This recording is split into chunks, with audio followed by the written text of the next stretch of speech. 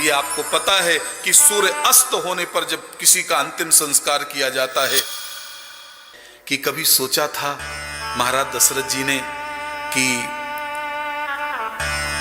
15 दिन मेरे शरीर को रखा जाएगा, 7 दिन दूत को जाने में लगे थे और 7 दिन दूत को भरत जी को लाने में लगे थे।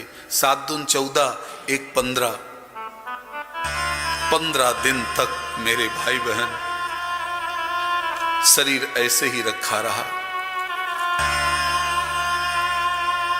मुझे कभी कभी लगता है कि दशरथ महाराज जैसे भाग्यवान कौन होगा, ब्रह्मपुत्र के रूप में जिनके घर में हो, लेकिन आज 15 दिन तक शरीर रखा रह गया। आज हम 24 घंटे नहीं रखते, कहेंगे जल्दी हटाओ जल्दी जलाओ, लेकिन बच्चों का इंतजार सबको करना चाहिए साहब। एक दिन भी इंतजार करना पड़े तो इंतजार करना चाहिए, लेकिन हम कलयुगी जीव इतने स्वार्थी हैं कि हम इंतजार नहीं करते, कोई न कोई बहाना बना करके और किसी के द्वारा उसका अंतिम संस्कार कर देते हैं। हम इतने नीच हो चुके हैं कि हम ये भी नहीं देखते कि सूर्य अस्त हो गया है, अब संस्कार नहीं करना चाहिए, लेकिन सूर्य अस्त हो जाता है फिर भी हम अपने फ्री का अंतिम संस्कार कर देते हैं। और ये आपको पता है कि सूर्य अस्त होने पर जब किसी का अंतिम संस्कार किया जाता है तो वो जन्मांध पैदा होता है। जहां भी उसका जन्म होगा वो जन्मांध पैदा होगा, अंधा पैदा होगा। इसलिए सूर्य अस्त हो जाने होने के बाद कभी किसी का अंतिम संस्कार नहीं करना चाहिए। मैंने अपनी आंखों से कितने संसार के ऐसे स्वार्थियों को देखा है कि सूर्य अस्त हो गया फिर भी जल्दबाजी इतनी है कि अपने प्रेमियों का अंतिम संस्कार कर देते हैं।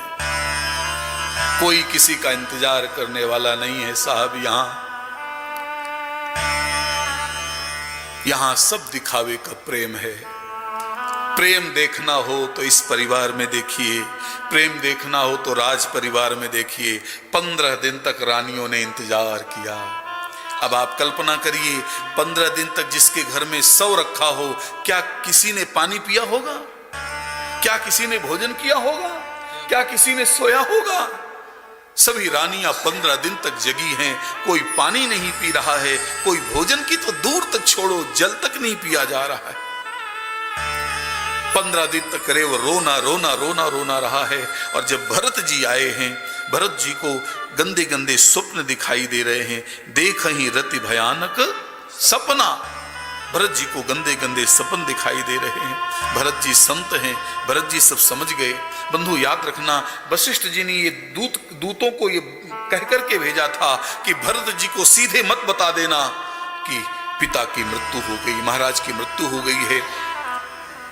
किसी को एकदम दुख नहीं बताना चाहिए और किसी को एकदम सुख नहीं बताना चाहिए, नहीं दोनों में घटना होने की संदेह है। इसलिए महाराज गुरुदेव ने सिखा करके भेजा। भरत जी बार बार पूछ रहे हैं, रोते हुए पूछ रहे हैं, क्योंकि भरत जी को गंदे गंदे स्वप्न दिखाई दे रहे थे ननिहाल में। भरत जी को कुछ अच्छा नहीं लग रहा। भरत जी बार बार दूतों से पूछ रहे हैं, अरे क्या हुआ है, इतनी जल्दी हमें क्यों बुलाया जा रहा है? दूत गर्दन को नीचे कर रखे हैं और कहते हैं, हम कुछ नहीं जानते, जितनी जल्दी हो सके भरतलाल आप अयोध्या चलो। भरत जी जब ननिहाल से निकले हैं, भरत जी को यहाँ नाना प्रकार के अपशकुन हुए हैं। यहाँ सारे अपशकुन लिखे हुए हैं। जैसे ही भरत जी का अयोध्या में प्रवेश होता है, रास्ते में भरत जी से कोई बोल नहीं रहा। लोग, अयोध्या के लोग भरत जी का मुख देख करके अपनी गर्दन घुमा लेते हैं। भरत जी सोचते हैं, जो अयोध्यावासी मुझको गले लगाते थे, आज मुझे देखकर वो सारे गर्दन घुमा रहे हैं।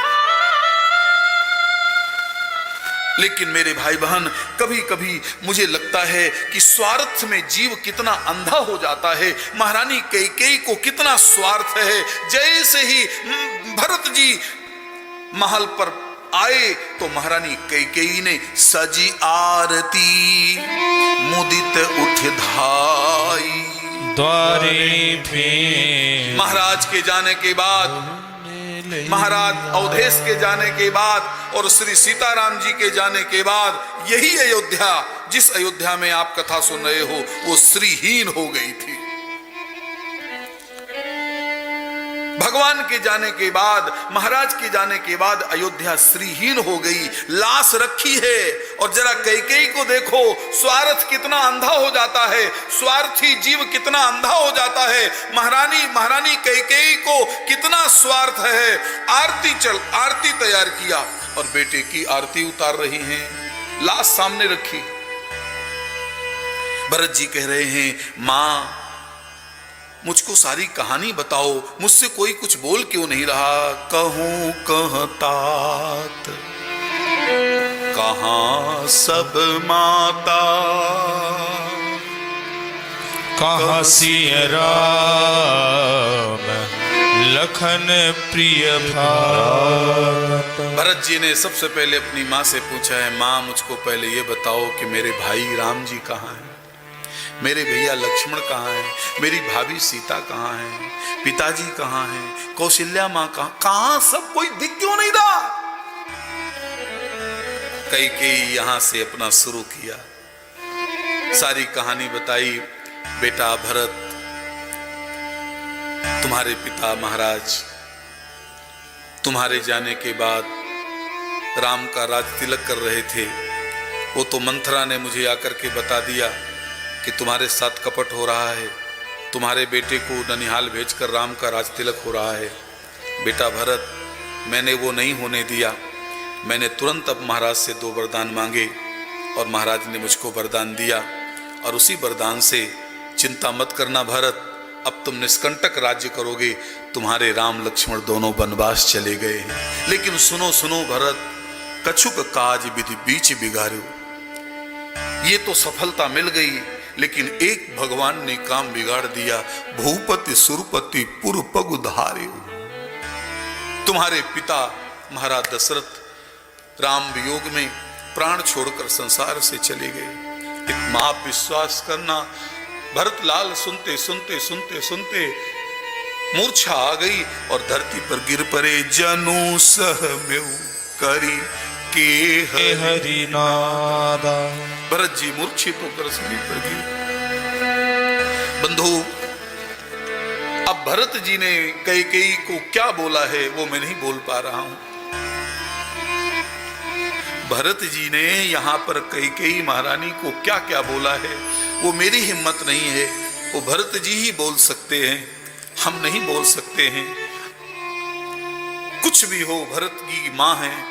बंधु, यहां भरत जी ने मां कैकेयी को बहुत गंदे गंदे शब्द बोले हैं। मैं वो सभी क्या क्या बोला है वो हम सब नहीं बोल पा रहे। बस इतना मैं कहूंगा कि भरत लाल ने जब अपने भाइयों का वनवास सुना, मूल चीज सुनिए, जैसे भरतलाल ने सुना कि मेरे भाई राम, मेरे भैया राम वनवास चले गए, तो बंधु पिता की मृत्यु भूल गई। कल्पना करिए, पिता की मृत्यु भूल गई, मेरे भैया वनवास चले गए। भरत रो पड़े।